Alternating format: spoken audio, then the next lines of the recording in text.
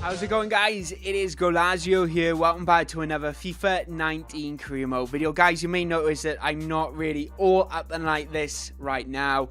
It's just because I want to talk about regens and youth academy players. Like, what is the best, right? And I thought, you know what, I'm going to sit back and just be quite chilled while explaining all this to you. But anyway, guys, before I get on into the actual video, make sure you do hit that subscribe button. We've recently hit 600 subs, which is awesome, and I cannot wait. We are so close to like 1,000 already, which is incredible considering this channel's only been going for about 6 weeks, only about 2 months already, near enough. So I just want to say thank you for that continued support. But anyway, guys, hit that like button if you are new around here, and of course if you enjoyed the video. But anyway, let's go on into this video. Right, guys, so what I'm going to bring for you today is actually regens versus a youth career mode. What is the best option for you? Is it better to buy regen players? Is it better to invest in youth players?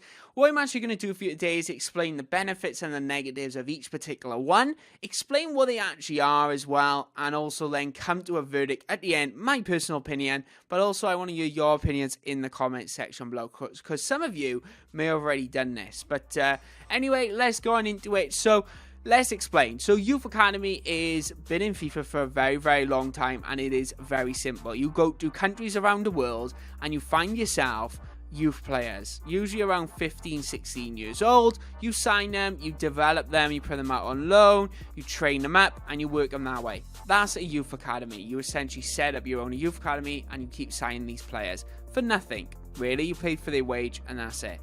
Right, now let us move on to regens. So regens are basically what it says. It's a regeneration of a former player that is retired. So obviously, if FIFA didn't have this, eventually career mode would run out of players. So when you get there around 2025, 2026, you're going to start getting players regen in. But if you start getting like 2030, you might have no players if they didn't introduce it. So that's why they're in there. So it's a regeneration of an old player. So for example, if Ronaldo retired, you would get a regeneration of that player the following season when he retired. So that self-explanatory of what actual regens and youth academy is. So the benefits of a youth academy are quite easy to spot, in all fairness. Is that, to start off with, is that they are very, you can harvest these particular players. You'd be like, okay, I want this player, I want this player. You can go in this position, I want him in this position. And also as well, it's quite low wages, so the wages are very, very low. Because they're a youth player and their status is quite low, they're not going to have high wages. So you don't have to invest all that money straight away. When they get better, of course you will. But the good thing is, to start off with, is that you don't have to. And also another benefit to actually having a youth academy going on rather than regen is that you can actually pick and choose where you go. You're not limited to anything, really. You don't have to wait around. You'll be like, okay, every month or so I'm getting a report and I can have players from all around the world. It's not any particular player, and you're not limited, really, essentially. So that's kind of some of the benefits you can actually have with actually setting up a youth academy. The only downside to it is that there's quite a lot of junk that comes through. So with a youth academy, you might have like 20 players coming through, but you might only actually end up signing 2 of them because they're the only decent ones in your actual scout that come back in their report. If you want to check out actually how to spot the best youth academy players, check out my latest video. That link will be up on there. But it's just something to keep your eye out on. So there's a few benefits with a youth academy, and there's a few negatives as well. It's kind of, you're not guaranteed good players, even though their potential says they have 90. It's not guaranteed all the time. It might drop quite considerably. Right, guys, let's go on into regens. So regens, from kind of, when I was thinking how do I explain this, I was like, oh, there's quite a lot of negatives for regens. But anyway, let's talk about the positives. So regens, like I just mentioned, is a regeneration of an retired and you found his regen. You have got Ronaldo.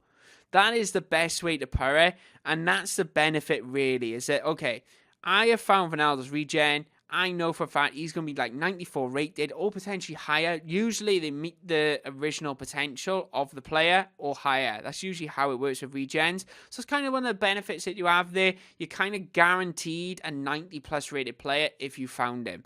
And also as well, when you find one, their initial stats are quite high. So they may end up starting off at around that 70 odd rated or so, 75.